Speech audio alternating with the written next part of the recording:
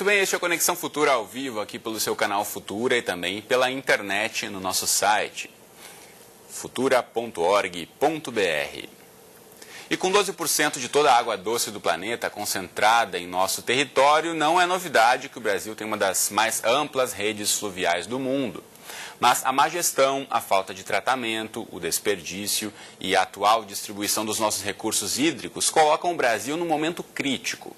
Na região norte, a cheia do Rio Madeira afeta milhares de pessoas em Rondônia e no Acre. No Nordeste, a seca colocou mais de 1.400 municípios em estado de emergência em 2013, enquanto que na região Sudeste, pelo menos 9 milhões de pessoas estão sob ameaça de ter que racionar o uso da água. Em São Paulo, por exemplo, o recorde negativo da capacidade do sistema Cantareira acendeu o alerta sobre os riscos de racionamento e a possibilidade até do compartilhamento da água que atualmente abastece outras regiões do país, como o estado do Rio de Janeiro. Então, para falar mais sobre o abastecimento de água no Brasil, a gente recebe aqui no estúdio o Samuel Barreto, ele é coordenador do movimento Água para São Paulo, da TNC. Também conosco o Jefferson Silveira Martins, ele é engenheiro civil e professor da Universidade Federal Fluminense. Também com a gente no estúdio está o Francisco Laós, ele é secretário executivo do Consórcio Intermunicipal das Bacias dos Rios Piracicaba, Capivari e Jundiaí. E logo mais a gente também fala com o Arthur Moretti, que é coordenador do Grupo de Pesquisa em Energia Renovável e Sustentável da Universidade de Rondônia. E você em casa, como sempre, também é nosso convidado. Então aproveite aí para tirar suas dúvidas, participe da conversa mandando mensagens, comentários e opiniões para a gente. Conte para a gente aí se já faltou água na nossa casa nesse ano, se você está vivendo um problema como esse atualmente. Mande sua história aí pela internet, tem duas formas de você participar. A primeira delas que é no facebook.com/canal Futuro Oficial. Você encontra aqui esse post com essa torneira aqui com uma sofrida gota d'água saindo. Você pode curtir, comentar, compartilhar esse post e deixar registrada aqui a sua questão sobre abastecimento de água no Brasil. Também pela internet você tem como opção o nosso Twitter, mandando sua mensagem aí para o perfil que é o @canalfutura.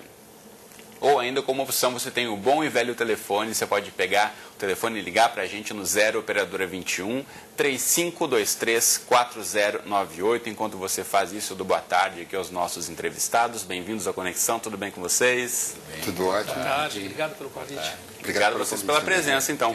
Comecei falando a oportunidade de isso aí.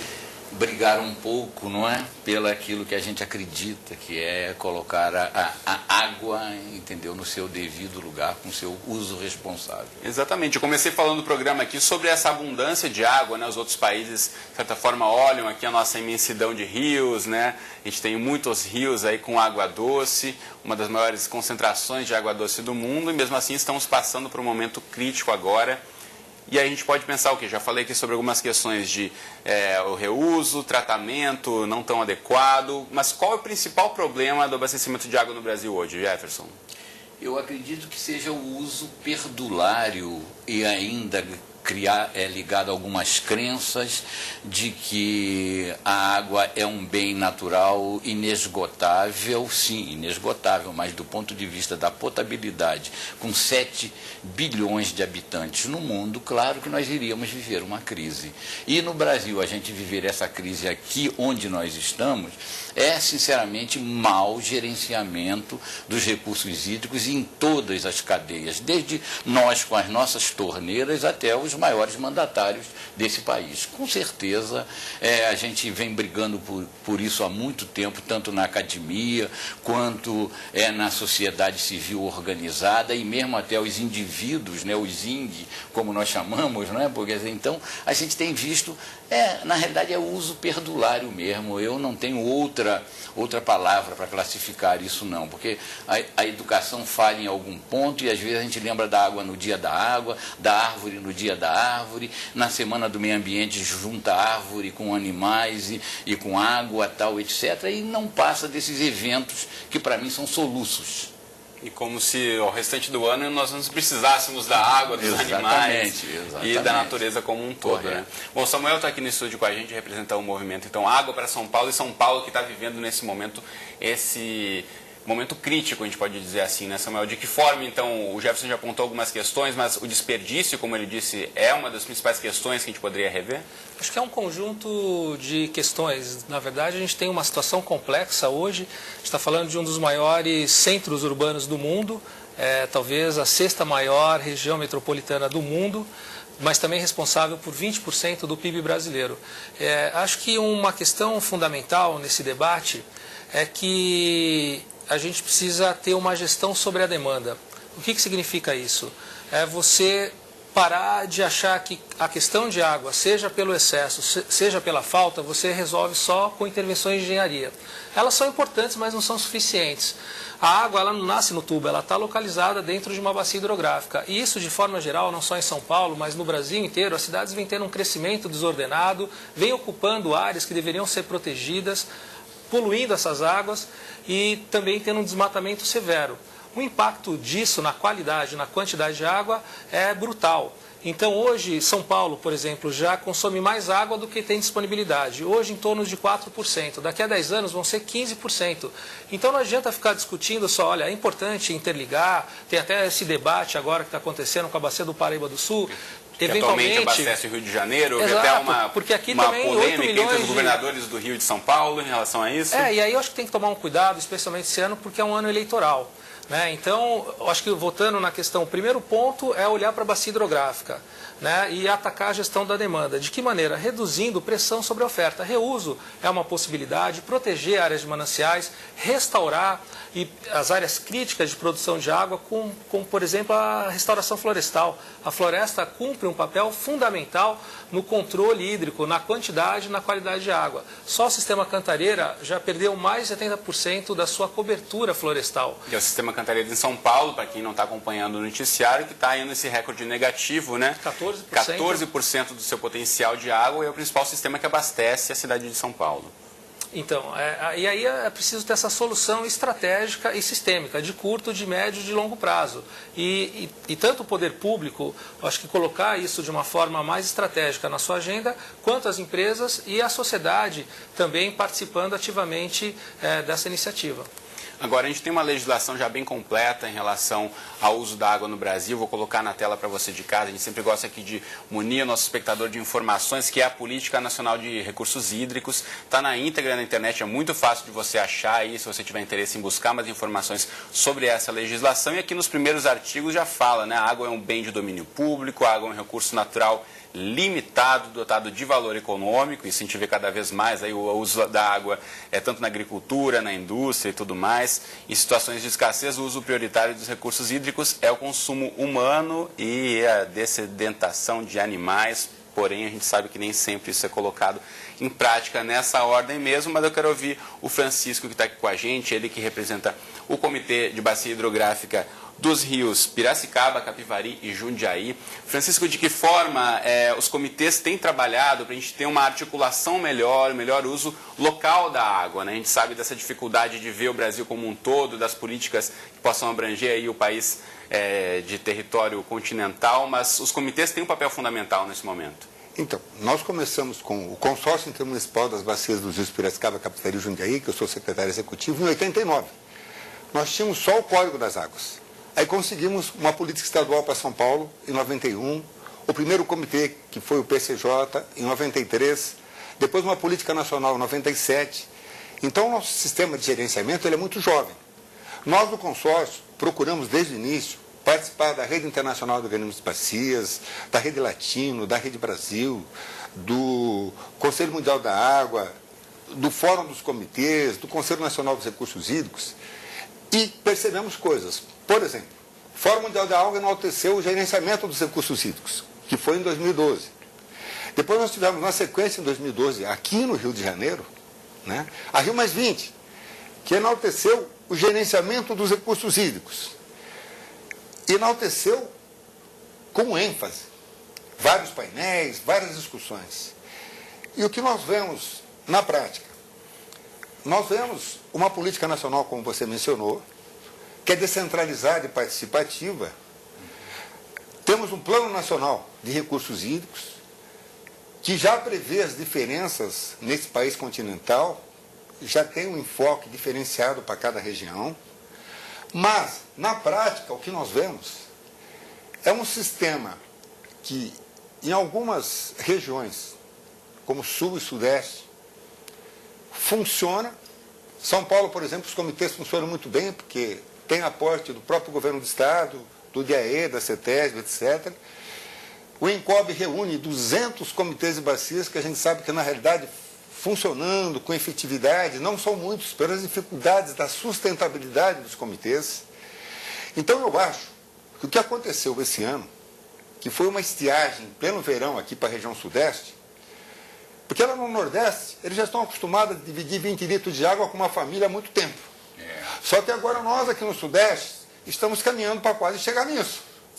Então eu acho isso muito importante, porque agora nós vamos ter que realmente levar a sério aquilo que o Fórum Mundial da Água falou, o que a Rio+20 falou, e nós vamos ter que ter um olhar introspectivo para a nossa realidade nacional, e vamos ter que imaginar o seguinte: os poderes públicos acham maravilhosas essas políticas, entre aspas, porque elas são descentralizadas.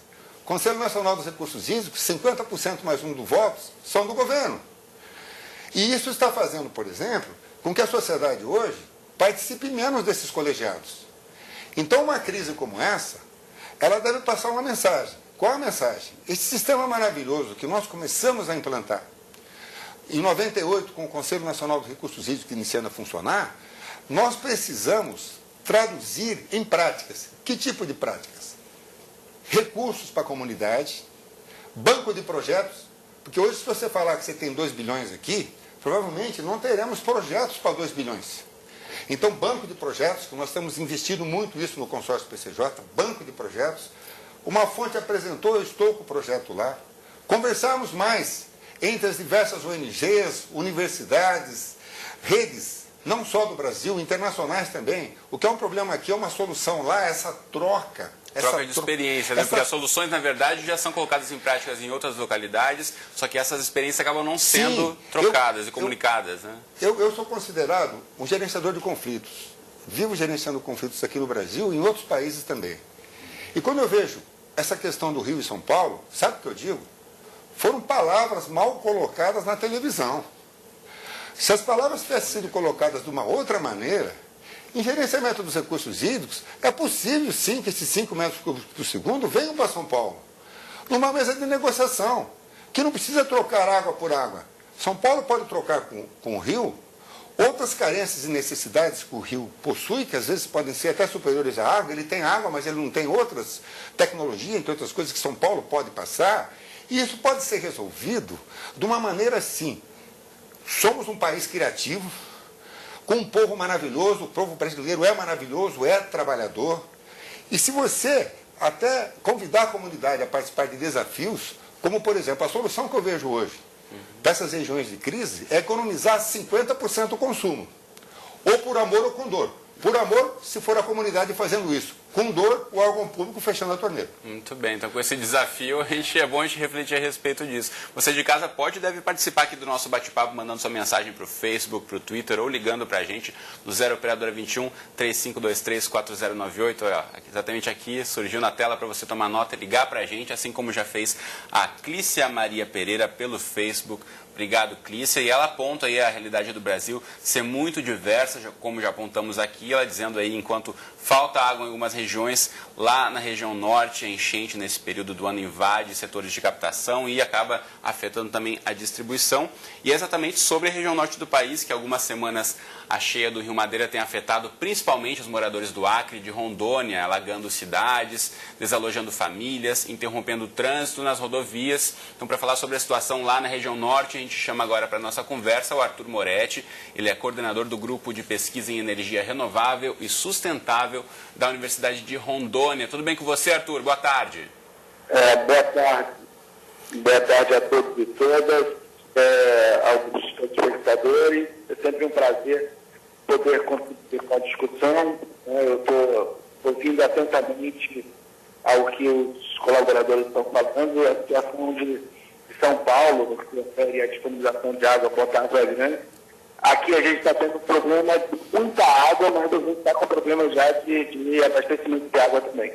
Então eu queria ouvir de você de que forma é possível determinar a relação entre esse alagamento em várias cidades de Rondônia com a construção das hidrelétricas de Jirau e Santo Antônio, Arthur? Olha, a gente tem dois tipos de problemas que está acontecendo, né? Então, tem que falar um pouquinho sobre esses dois aspectos, que inclusive a presidente Dilma esteve aqui há 2 semanas atrás, comentou que os alagamentos não eram de maneira nenhuma resultado das interferências hidrelétricas. Só que ela esqueceu de dizer que tem alagamento acima da barragem, ou seja, montante, e alagamento abaixo da barragem, avisante. O alagamento abaixo da barragem realmente não tem nada a ver, porque a vazão do rio está hoje acima de 55 mil metros cúbicos por segundo, né? E esse valor é histórico, né? A última grande estima, que foi em 97, que chegou a 47 mil metros cúbicos por segundo, essa é muito maior do que a outra. E aí, como eu comentei, acima da barragem, como a barragem aumentou o nível do rio, né?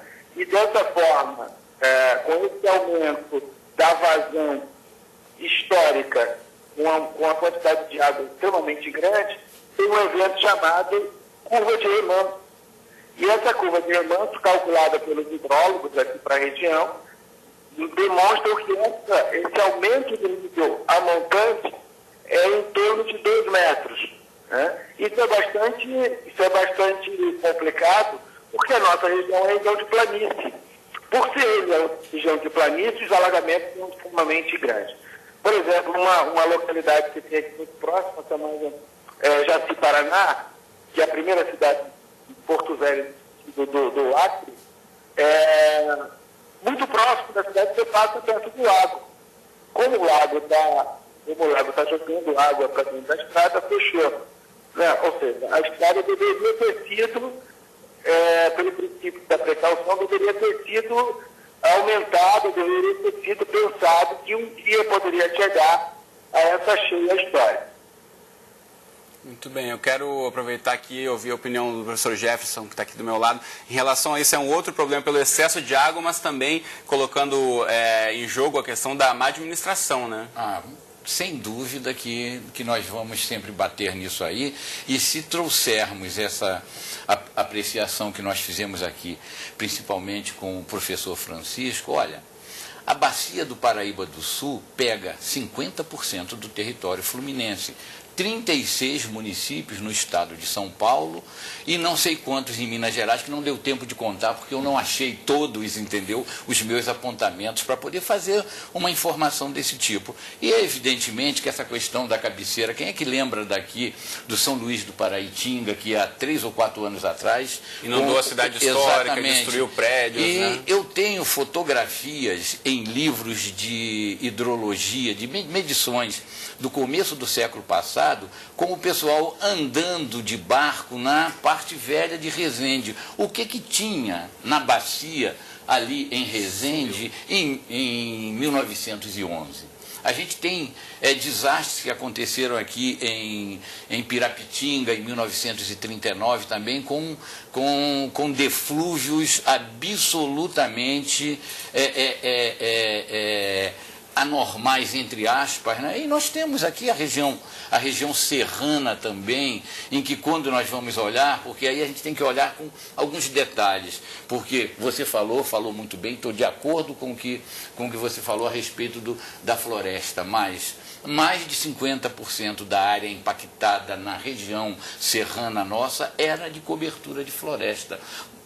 O que está faltando? Está faltando que a gente estude para ter uma previsão de como agir nesses fenômenos e não chegar depois, no caso do desastre, e não chegar depois no caso da falta d'água, que é o que está acontecendo agora.